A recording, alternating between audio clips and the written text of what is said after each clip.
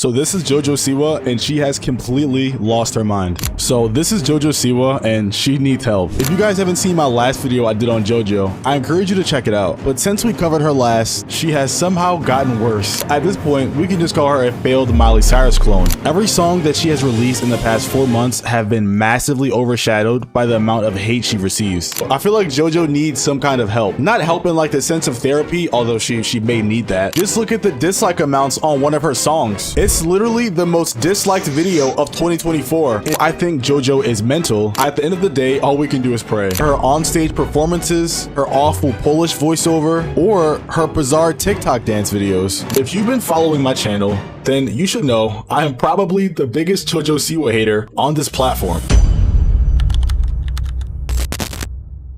So let's quickly talk about Curse. Wait, why am I still using his logo? I think he already did a face reveal. Oh yeah. Anyway, this guy has been on JoJo Siwa's neck for the past 1 year, or should I say, since the very beginning of his channel. For those of you that don't know, Curse is a YouTuber. Not just a YouTuber, but a big YouTuber with over 400k subscribers. His fans even call him the fastest rising YouTuber, since he went from 0 to 406k subs in just 1 year. And then there's JoJo Siwa, a child star who once made music for kids, but later came out as a lesbian in one of her music videos and ended up breaking the record of the most disliked video on YouTube. That video got endless backlash. And while the world was still trying to process that, she introduced a man as her boyfriend. That makes no sense. Like, how did she go from being a lesbian to bringing out a boyfriend? Well, that's not the purpose of this video. If you want me to go into that, let me know in the comments. So while the internet was pouring out its hate on JoJo, someone showed up. Curse. Wait, how did he even come up with that name? We'll talk about that later. But I must say, he's actually living up to his name. So, it all started when he made his first video about JoJo, titled JoJo Siwa Just Got Worse. The video did crazy numbers. I think it even hit over 2 million views. That's when he knew people were really interested in JoJo Siwa's content. So, he made another one. This time, he titled it JoJo Siwa Just Went Too Far. And again, it did insane numbers. Fans were not holding back. Some of the top comments were, "I feel bad for her. Child beauty pageants can mess you up. Beauty pageants exploit children, and her mother is clearly a terrible person. JoJo Siwa is the biggest rage bait. We got the downfall of JoJo Siwa before GTA 6. Seeing how JoJo turned out, I'm scared for Ryan's world." Then came video number 3. JoJo Siwa is getting worse. Almost the same title as the first, but somehow the views kept climbing. The audience was eating it up. So of course, he kept going. Next up, JoJo Siwa somehow got worse. Yeah, got worse again. But here's the twist. This one had a different thumbnail. If you look closely, it literally said, "The End." So naturally, you'd think this was the last JoJo video. And I believe Curse actually intended it to be. But after getting endless praise from fans like, "I've been a Curse fan since he was at 20k. Congrats on how big you've become." Curse stopped. Why stop now? Here's the thing.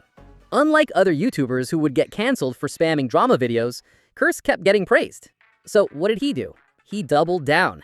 This time, he dropped 2 JoJo videos at the same time. And guess what? JoJo just kept getting worse and terrible. By this point, some of his subscribers were burning out. They started begging him to leave JoJo alone. But somehow, JoJo kept getting on his nerves. And with a few loyal fans still asking for more, Curse thought, why not drop a few more? So he dropped another one. JoJo Siwa keeps embarrassing herself. And then another one. The JoJo Siwa situation is terrible. And another one. JoJo Siwa finally responded. Now, you'd think JoJo finally clapped back at him, right? At least, that's what I thought. But nope. He actually made a fresh video about JoJo's response to TikTok haters, but this time, the comment section was different. His fans started leaving comments like, "We could have left JoJo Siwa in 2024. At this point, I won't be surprised if JoJo sues Curse. Bro, we hate JoJo already. Stop making videos about her. Come on, Curse. Stop slandering. It's not good. Bro didn't listen when we said no more JoJo videos. Oh my god, can you make a video on something else, please? Man, we need this drama to be a Netflix show. The JoJo Saga featuring Curse. Bro, you don't have to worry Netflix about that. I got you covered." So, personally, after properly analyzing this whole situation, I've reached the conclusion that Curse is addicted to JoJo. Curse likes JoJo. Wait, I think this is beyond like. Curse is obsessed with JoJo. Because, let's be real, Who makes 11 videos about someone they hate? He claims he dislikes her. If you've been following my channel, then you should know I'm probably the biggest JoJo Siwa hater on this platform. But I think it's the opposite. At this point, I wouldn't be surprised if he shows up at JoJo Siwa's concert. So yeah, take note of this face because it might be standing next to you at JoJo Siwa's next concert. And as for JoJo herself, I think she's slowly adjusting to the crowd. Her recent posts are finally getting some positive comments, unlike the total hate storm she faced before. Honestly, I'm surprised to see it too. She's been trying really hard to show everyone she's not weak, but I think it's the opposite behind closed doors. Those hateful comments are definitely affecting her, and you can even tell from the lyrics of her new song. At the end of the day, she's not harming anyone. She's just a young girl trying to build a career. Sure, the biggest complaints are that she's weird and that she makes highly sexualized videos. But honestly, that's normal when artists are experimenting with their brand, and we've seen female artists do that before. Although, yes, there were times she crossed the line. JoJo is still finding her place in the industry, and she's been making reasonable changes. So please, go easy on her. Before I end this video though, here's a quick fun fact. Do you know I've been making videos for 10 months and I only have 9 subscribers?